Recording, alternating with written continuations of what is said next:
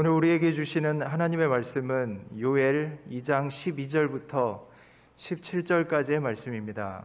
구약성경 1271쪽에 있습니다. 하나님의 말씀을 받들어 읽겠습니다. 여호와의 말씀에 너희는 이제라도 금식하고 울며 애통하고 마음을 다하여 내게로 돌아오라 하셨나니 너희는 옷을 찢지 말고 마음을 찢고 너희 하나님 여호와께로 돌아올지어다.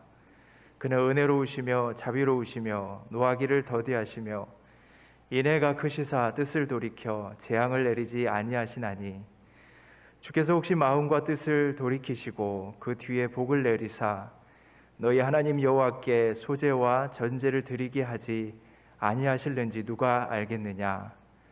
너희는 시온에서 나팔을 불어 거룩한 금식일을 정하고 성회를 소집하라.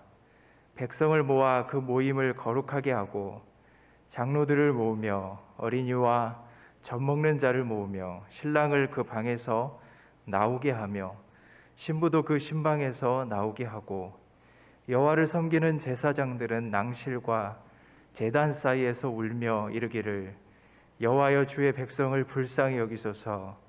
주의 기업을 욕되게 하여 나라들로 그들을 관할하지 못하게 하옵소서. 어찌하여 이방인으로 그들의 하나님이 어디 있느냐 말하게 하겠나이까 할지어다. 아멘.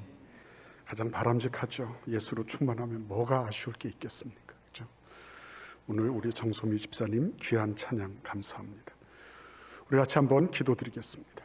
고마우신 주님 감사합니다. 오늘도 저희들이 이 말씀 안에서 말씀으로 충만하고 성령으로 충만하고 예수로 충만해서 이 세상 결핍되고 균열되고 갈라져 있고 그리고 구멍 나 있는 이 세상 속에서 허무하고 허탈한 인생길에서 저희들이 그리스도로 말미암는 충만한 은혜와 의미를 누릴 수 있도록 이 자리에 함께 하시고 우리를 가르쳐 주시고 성령께서 교회들에게 하시는 그 음성을 듣게 하여 주옵소서.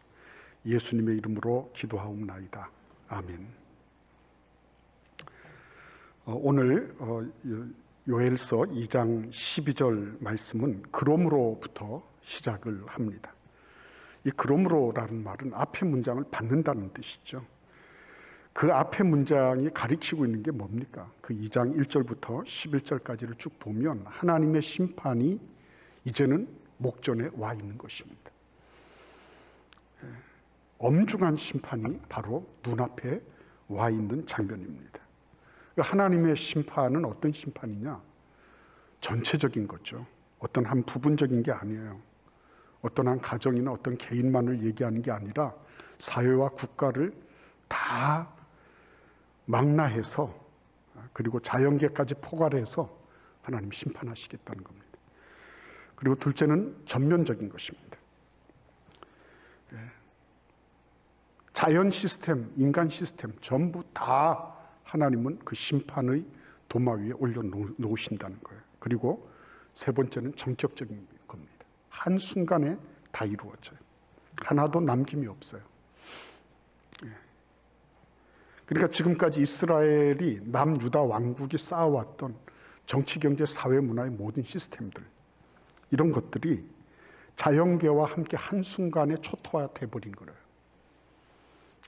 어느 한 부분이 조금 남아있다든지 그렇다면 그것도 마침내는 다음 심판의 절차를 따라서 그것조차도 완전히 붕괴해 버리시겠다.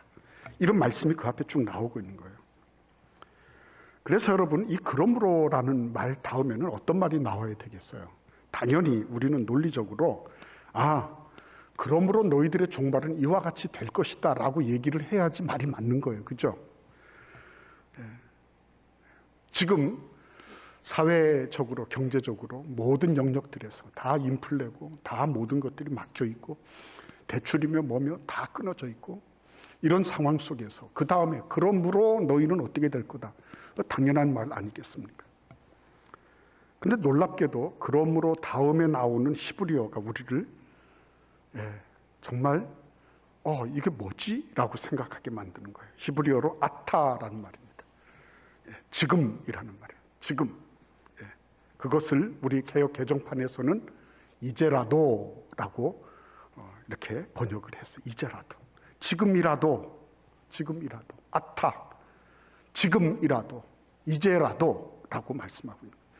앞에서 붕괴를 설명했습니다. 초토화된다 그랬어요. 전체적이고 전면적이고 그리고 아주 전격적인 심판이 있게 될 것이다 라고 말씀을 해놓으시고, 그러므로 하고서는 전혀 논리적으로 서로 걸맞지 않는 것처럼 보이는 이 말씀, 지금이라도 이제라도 라고 여지를 남겨놓으시는 하나님의 모습을 우리는 보게 되는 것입니다. 와, 여러분, 이게 좀 이렇게 안도의 한숨이 쉬어지지 않나요? 이거 큰일 날 뻔했구나. 남유다 왕국 완전히 초토화돼서 끝날 뻔했는데 다행이다, 이런 생각 들지 않으세요?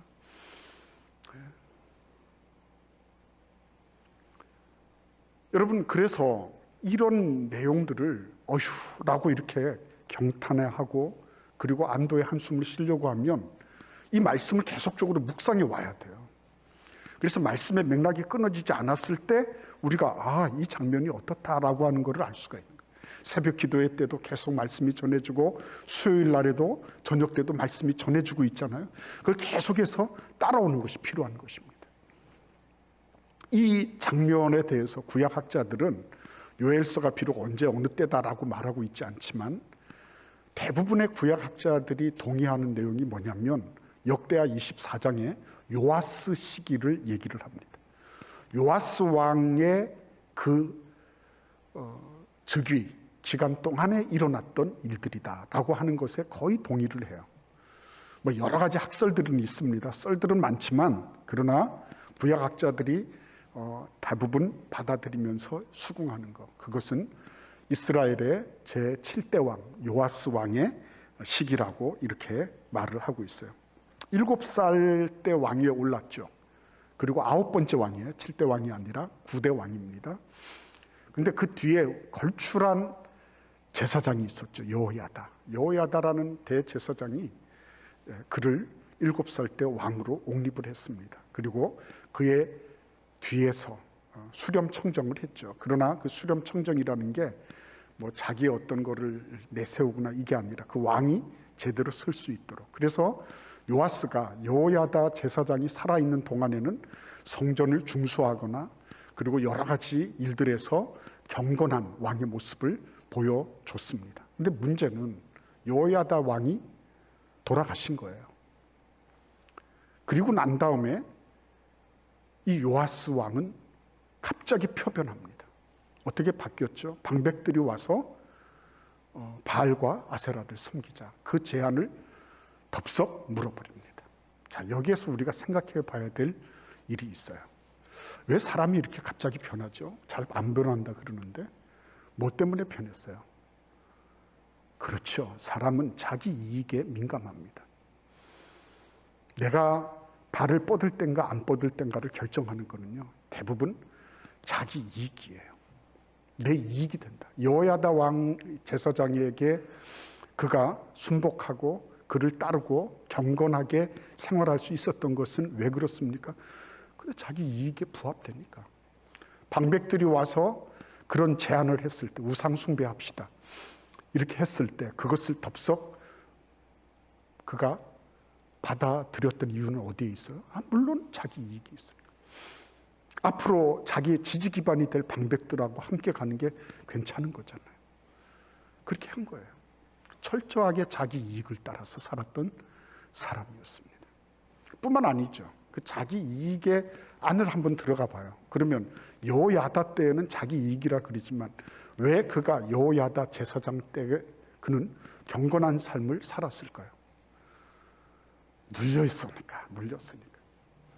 자기보다 월등했잖아요. 영적인 권위나 현실적인 모든 영역에서 자기보다 7살짜리부터 시작을 했는데 7살짜리가 뭘 알겠습니까? 그 월등하게 탁월하고 자기보다 훨씬 이 모든 것들을 알고 있는 이 제사장에게 그건 눌려 있었던 거예요. 그러니까 그가 지금까지 성전을 뭐 중수를 하고 리모델링을 하고 여러 가지 많은 일들을 했던 그 배경은 뭐예요? 눌려 있었기 때문에 하는 거예요. 여러분, 우리가 잘 생각해야 됩니다.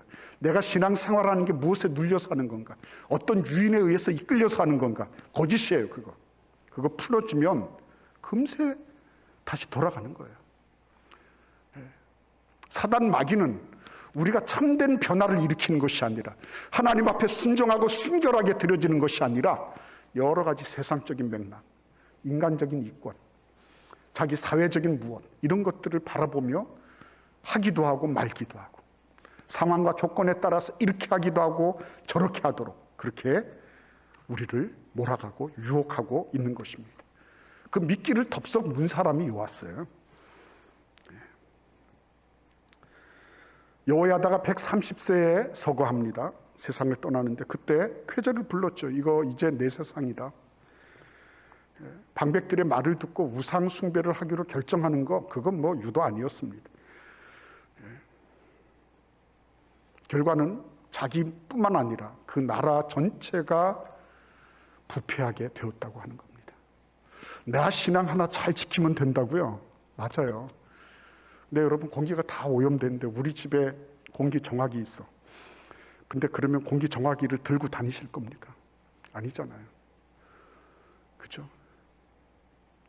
저수지가 다 오염이 됐어요. 수원지가 다 오염이 됐습니다. 그런데 내가 먹는 물만 정수기로 뽑아가지고 쪽쪽 먹는다고 해서 그게 영원할 것 같습니까?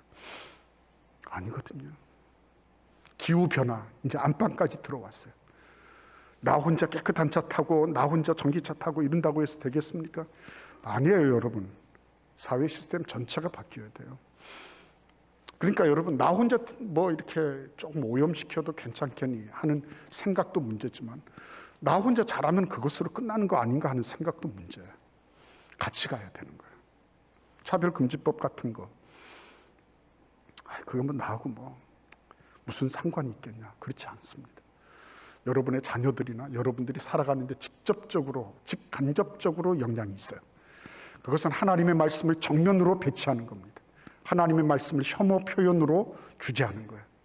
그리고 그것을 공교육에, 이거 성경은 이런 혐오 표현을 쓰고 있는 아주 구태의연하고 진부한 책이다.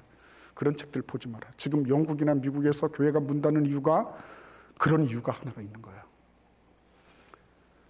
여러분, 하나님 앞에 우리가, 사람들이 그렇게 얘기합니다. 뭐 동성애만 죄입니까? 수많은 죄를 지으면서 뭐 동성애 같은 거를 하나 그걸 용납을 못하고 그렇게 편협한 기독교가 어디 있습니까? 저는 그런 분들에게 꼭 그렇게 물어봐요. 그러면은 그 수많은 죄 가운데 동성애를 하나 더 해야지 직성이 풀리겠습니까? 여러분, 이게 요아스가 부패했어요. 요아스가 타협했습니다. 요아스가 자기 이익을 따라서 자기가 변화된 삶이 아니라 변화된 것과 같은 무리만 변화된 모습으로 그렇게 쭉 왔다가 여호야다가 서거한 후에 그는 드디어 본색을 드러냈어요. 그리고 뭐 내가 나라를 위해서, 나의 그 권세, 정권을 위해서 조금 이렇게 한들 무슨 소용이 있겠나라고 생각했을지 모릅니다. 그러나 치명적인 그런 결과를 가지고 왔어요. 정말 안타까운 일이 아닐 수가 없어요. 요아스가 우상을 숭배하고 교만하게 하나님을 떠나서 스가랴라고 하는 여호야다 제사장의 아들을 죽여버리죠. 성전 뜰에서. 그것도 그 이후로 1년여의 시간이 있었습니다. 1년여의 시간. 이제라도 라고 말씀하시고 1년여의 시간이 있었는데 그 1년여의 시간을 요아스와 남유다 왕국은 선용하지 못했습니다. 결국 망하게 됐죠. 우리는 지금 이 요아스의 얘기들을 쭉 읽으면서 하나님이 우리들에게 주시는 음성을 들을 수 있어야 됩니다. 요아스 시대를 보면서 이제는 하나님의 그 인내심이 임계점에 다다랐구나. 이제는 더 이상 하나님께서 참으시지 않겠다고 말씀하시는 거예요. 이제는 다 초토화되고 다 끝나버렸구나 라고 하는 그 순간이에요. 근데 하나님께서 이제라도 라고 말씀하시면서 또 뭐라고 하십니까? 우리 같이 한번 12절을 읽어볼까요? 여호와의 말씀에 너희는 이제라도 금식하고 울며 애통하고 마음을 다하여 내게로 돌아오라 하셨나니. 내게로 돌아오라. 이게 슈브라고 하는 히브리어예요. 슈브. 슈브라는 말은 원래 있었던 곳으로 돌아가는 것을 의미하는 것입니다. 구약 성경에서 1060회나 사용된 말이기도 합니다. 단순히 옛날 상태로 돌아가는 게 아니라 처음에 출발했던 곳,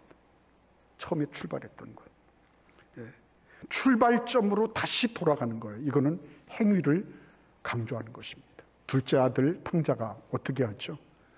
돼지 우리에서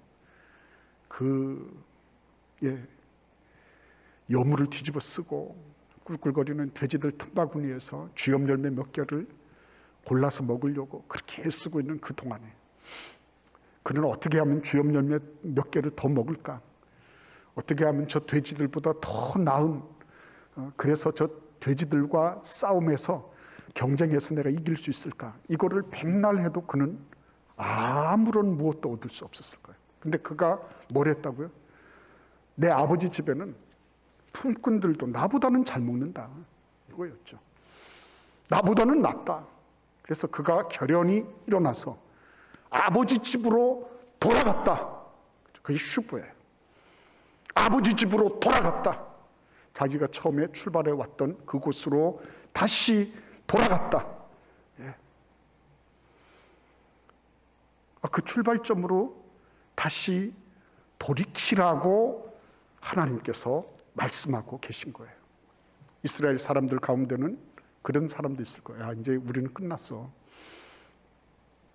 대출도 끊기고 물가는 올라가고 임대비는 못 내서 켜켜이 쌓이고 이제는 끝났어. 그렇게 생각하는 사람들, 그죠? 그런 사람들이 예나 지금이나 있을 거예요. 그런데 하나님께서 일하시는 방법은 뭡니까? 그런 거를 고쳐주시고, 야, 시스템 바꿔라. 그 둘째 아들 탕자에게 너 이거 돼지우리 고쳐라. 이렇게 말씀하지 않으셨어요. 하나님은 인간이 끝이라고 생각할 그때부터 일을 시작하시는데 어디서부터 일을 시작하세요? 사람의 심령으로부터 일을 시작하시는 겁니다. 우리는 바깥에서 오는 여러 가지 것들을 고치고 이것저것을 해야지 된다고 생각해요. 그러나 하나님은 그게 아니라 너희들이 진짜 고쳐야 될 것은 너희들의 심령이다라고 말씀하고 계신 거예요. 진짜 변화가 필요한 곳, 진짜 개혁이 일어나야 될 곳, 그곳은 바깥에 있지 않고 심령에 있다라고 말씀하고 계신 거예요. 그래서 너희들의 심령, 마음을 다해서 내게로 휴부하라, 내게로 돌이키라, 이렇게 말씀하고 계신 겁니다. 근데 문제는 뭐죠? 너무 많아요. 우리가 가지고 있는 게. 돌이키려고 하니까 너무 무거워요. 짐이 너무 많은 겁니다. 짐이 너무 많아. 그렇죠? 짐이 너무 많습니다. 돌이키고 가고 싶지만 나로 하여금 메고 있는 게 너무 많아. 나의 쾌락적인 것도 있고 나의 체면도 있고 내가 무엇을 하려고 하니 걸리는 것들이 너무 많아요. 히브리서 12장 1절에서 이렇게 말씀하십니다. 모든 무거운 것과 얽매이기 쉬운 죄를 벗어버리고 인내로서 우리 앞에 당한 경주를 경주하라, 이렇게 말씀하고 있습니다. 그러면서 뭐라고 말씀하시는 줄 알아요? 우리에게 구름같이 둘러싸이는 증인들이 있다는 거예요. 그 구름같이 둘러싼 증인들이 뭘 했다는 겁니까? 이게 얽매이기 쉬운 죄, 무거운 것들, 이거 많이 쥐고 있었던 사람들이죠. 근데 그 사람들이 그거를 어떻게 했다고요? 그것을 벗어버렸다 그랬습니다. 이것을 벗어버리는 것은 각자의 책임 영역이에요. 여러분 이거 꼭 아셔야 됩니다. 하나님께서 강제적으로 너희는 벗어라, 예외적으로 그렇게 하시는 경우도 있을 수 있겠죠. 그러나 대부분의 경우에는 자기 책임 소관입니다. 하나님은 우리를 로봇으로 만들지 않으셨어요. 우리를 뭐 AI처럼 이렇게 만드셔서 원격 조정하시는 분이 아닙니다. 우리는 우리의 자율의지를 가지고 하나님이 나에게 주신 그런 뜻을 내가 하나님께 굽혀서 그 일을 하는 거예요. 그래서 모든 무거운 것과 얽매이기 쉬운 죄를 벗어버리는 것은 오롯이 나의 몫이에요. 그러니까 그것을 하려고 하면 뭘 해야 된다고요? 그거 알아야죠. 아, 이게 정말 붕괴와 초토화가 눈앞에 있구나. 갔다 가면 큰일 나는 거구나. 일본이 20년 동안 거품이 꺼지면서 80년대 때 얼마나 대단했습니까? 일본 경제가요, 80년대, 70년대부터 80년대 엄청났습니다. 근데 그게 거품이었다는 것을 아는 사람이 별로 없었어요. 한번 빵 터지니까 그 다음에는 다시 일어나지 못하잖아요. 명목소득 우리한테 뒤졌습니다. 저 사람들에게는 지금 경제적인 활기를 느낄 수가 없어요. 이거 재난지원금 이거 주는데도 한 달씩 막 걸립니다. 2달씩 걸리고 이렇게 해요. 뭐 전자화부터 시작해서 뒤처진 게 한두 가지가 아닙니다. 일본을 후진국이라고 말할 수는 없지만 그러나 여러 가지 영역에서 정체되어 있는 건 틀림이 없다. 왜? 거품 꺼졌으니까. 한번 딱 거품 뿡 올랐다가 딱 한번 꺼지니까 그 다음에 회복되기가 힘든 거예요. 여러분, 우리나라가 그런 거품 위에 있다고 주장하는 학자들도 많이 있다는 거 여러분 아셔야 됩니다. 우리가 지금 생각하고 있는 그런 안정, 우리가 생각하고 있는 설마 우리나라가 그렇게 되겠나? 그렇게 안 돼야죠. 그러나 그럴 수 있는 가능성 얼마든지 있다는 것입니다. 우리가 방만하게 이런 거 저런 거 다시 이제 옛날로 돌아가자. 그건 슈브는 아니에요. 옛날로 돌아가자. 절대 그렇게 될 수가 없어요. 그렇게 될 수도 없고 그렇게 되어서도 안 돼요. 이제는. 오늘 이 말씀에 보시면은 하나님께서 이 돌아가라, 돌이키라 라고 말씀하실 때 단순하게 명령만 하신 것이 아닙니다. 하나님은 늘 우리에게 말씀하실 때 명령과 더불어서 실천할 요목을 주시죠. 항상 신약 성경도 보시면 이론적인 부분이 있어요. 신학적인 부분이 있어요. 로마서도 11장까지 신학적인 부분이 있어요. 12장부터 16장까지는 실천적인 부분이에요. 내가 그럼 지금까지 봤던 그 부분을 어떻게 내 삶에 적용시킬 것인가. 하나님은 구체적인 분이거든요. 그러니까 오늘도 우리에게 이 무거운 것과 얽매이기 쉬운 죄를 벗어버리기 위해서 어떻게 해야 되느냐 하고 질문했을 때 하나님이 이렇게 말씀하시는 겁니다. 너희는 이제라도 금식하며 울며 애통하고 마음을 다하여 내게로 돌아오라. 옷을 찢지 말고 마음을 찢어라. 너희 여호와 하나님께로 돌아올지라. 하나님은 구체적으로 말씀하십니다. 우리에게 저 오리무중처럼 말이죠. 뭐 무슨 안개 낀 뭐처럼 이렇게 하지 않으세요. 너희들 돌아올 때 이렇게 해라 라고 말씀하세요. 제가 이전에 섬기던 인도네시아에서 섬기던 교회에 한 집사님이 계셨어요. 초신자였습니다. 근데 이제 어느 날 저한테 물어보더라고요. 제가 이제 그때는 금식을 많이 했어요. 많이 했다기보다는 금식을 이렇게 하려고 노력을 했죠. 근데 이제 금식을 하다 보니까 어느 날 이분이 금식을 하고 있더라고요. 그래서 왜 금식하냐 그랬더니 그냥 피식 웃고 말아요. 근데 금식하면서 인도네시아 굉장히 덥잖아요.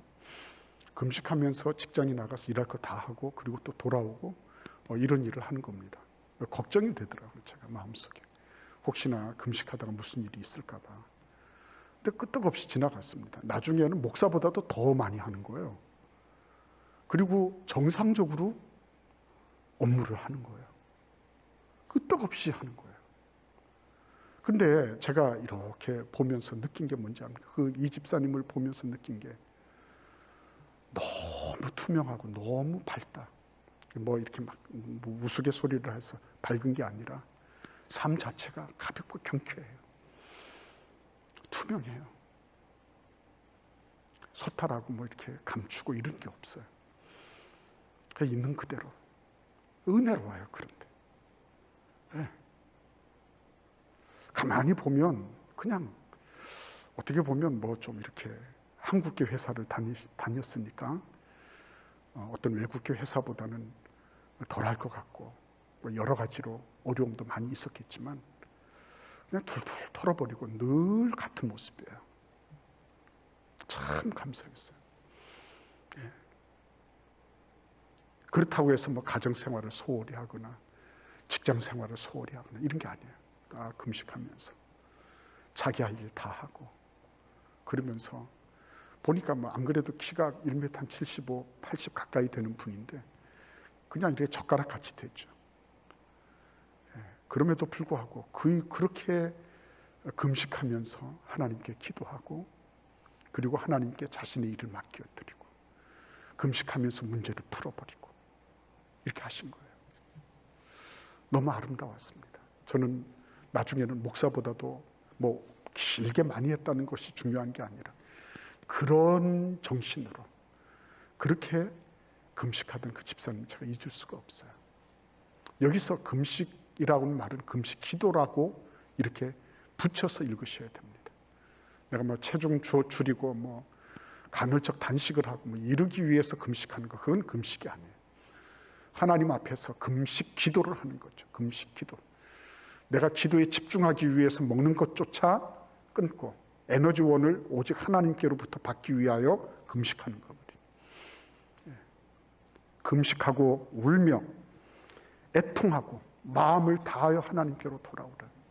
핵심은 하나님께로 나아가는 거예요. 하나님께로 돌이키는 겁니다. 317장 찬송이 있어요. 어서 돌아오, 어서 돌아오. 지은 죄가 아무리 무겁고 크기로 주 어찌 못 담당하고 못 받으시리요. 우리 주의 넓은 가슴은 하늘보다 넓고 넓어. 그랬어요. 어서 돌아오라, 어서 돌아오라. 지은 죄가 아무리 무겁고 크다 할지라도 주 어찌 못 감당하고 못 받으시려. 받지 못할 죄는 없어요. 주께서 용서하지 못할 죄가 없어요. 하나님은 받으실 준비가 되어 계신 겁니다. 얼마든지 받으실 준비가 되어 있는 겁니다. 13절 말씀에 보시면 중반절에 그는 은혜로우시며 자비로우시며 노하기를 더디하시며 인애가 크시사 뜻을 돌이켜 재앙을 내리지 아니하시나니. 그랬어요. 하나님께서도 슈브하신다. 돌이키신다. 너희들이 이제라도 지금이라도 늦지 않았으니까 지금이라도 돌이키면 겉으로 이렇게 막 불필요한 것들 그거를 성공으로 생각하고 업적으로 생각했던 것들 그거 거품 언제 꺼질지 모르는데 근데 그런 것들에 괴념하지 않고 하나님께로 나아가기만 하면 이 모든 것들을 하나님이 다시 건강하게 회복시켜 주시겠다. 하나님은 우리를 회복시켜 주실 준비가 되어 계신 겁니다. 만반의 준비가 되어 계신 겁니다. 우리 하나님은 어느 누구가 무슨 죄를 지었건 하나님께로 돌아오기만 하면 하나님은 은혜로우시며 노하기를 더디하시며 인애하신 그 하나님의 속일 수 없고 숨길 수 없는 속성으로 우리를 받아주시는 거예요. 그래서 여러분 우리는 지금 성탄절을 준비하고 예비하고 있습니다. 이 성탄절에 아직도 무겁게 그런 거 짊어지고 계실 거예요. 아직도 아직도 그 무거운 짐과 얽매이기 쉬운 죄에 끌려다니면서 야 이거 놓쳐버리면 큰일 난다. 그 아세라 목상 이런 거 막 닦으면서 야 이거 신주단지 모시듯이 해야지. 이거 어떻게 되면 큰일 난다. 남유다 사람들이 그렇게 생각하면서 끝까지 자기들의 멸망이 코앞에 닥쳐 있는 것을 모르면서 그렇게 갔던 거예요. 오늘 우리는 그 분기점에 서 있는 것입니다. 여러분과 저는 하나님 앞에 이 나라를 살릴 것인가 아니면 붕괴될 것인가. 이 나라의 앞날이 우리의 다음 세대들, 우리 아들, 딸들, 손자, 손녀들이 아름답게 뛰노는 그런 낙토가 되게 할 것인가 아니면 황폐하게 된, 나만 잘 되면 괜찮고 우리 집만 괜찮으면 모든 게 다 괜찮아 라고 생각하는 그런 것에서 하나님, 나는 이제 주님께로 돌아갑니다. 주님 위에는 나의 사모할 자도 없고 내가 바랄 대상도 없습니다. 주님 위에는 다른 모든 것들이 나는 거품이라고 합니다. 이 모든 것들이 지금 있는 이 모든 것들이 현실이고 실제적인 것은 사실이지만 영원하지 않기 때문에 결국은 거품입니다. 하나님, 나는 실체가 되시고 주권자가 되시고 그리고 이 모든 것의 주인이 되시는 하나님께로 돌아갑니다. 내가 돌이키겠습니다. 주님 앞에 그렇게 결단할 때 하나님은 다 회복시켜 주실 준비가 되어 있습니다. 우리를 불쌍히 여겨 주십시오. 주님 앞에 다 모여서 기도할 때 하나님께서 그 기도를 들어주시겠다고 약속하고 계신 것입니다. 우리도 주님 앞에 그렇게 나아가면 우리 주 예수 그리스도를 기쁨으로 맞이하면서 우리의 삶에, 우리의 가정에 회복이 일어나고 그리고 우리의 나라와 민족과 사회를 살려내는, 여러분은 여러분 혼자서 사는 분들이 아닙니다. 여러분들의 기도와 여러분의 삶을 통해서 이 나라, 이 민족을 살아나가는 그런 놀라운 키를 잡고 계신 분들이에요. 그러한 놀라운 은혜를 하나님께서 돌이킬 때 허락해 주십니다. 그러므로 이제라도 늦지 않았어요. 난 다 끝났습니다. 예, 수능 시험도 다 끝났고 뭐도 다 끝났고 우리 애들도 다 커서 내 말 안 듣고 다 끝났습니다. 그때가 하나님이 일하시기 시작하는 때인 것입니다. 이제라도 늦지 않았습니다. 여호와께로 돌이키는 은혜와 축복이 있기를 기원합니다. 기도하겠습니다. 고마우신 주님, 돌이키게 하여 주옵소서. 주님께로 돌아가면 이런저런 계산 없이 하나님께로 금식 기도하며 우리 주님 앞에 불쌍히 여겨달라고 부르짖을 때 하나님께서 회복을 약속하시고 그 회복의 놀라운 역사를 경험하게 하신다고 하셨습니다. 주님, 우리에게 그런 은혜와 축복을 누리게 하여 주시옵소서. 예수님의 이름으로 기도하옵나이다. 아멘.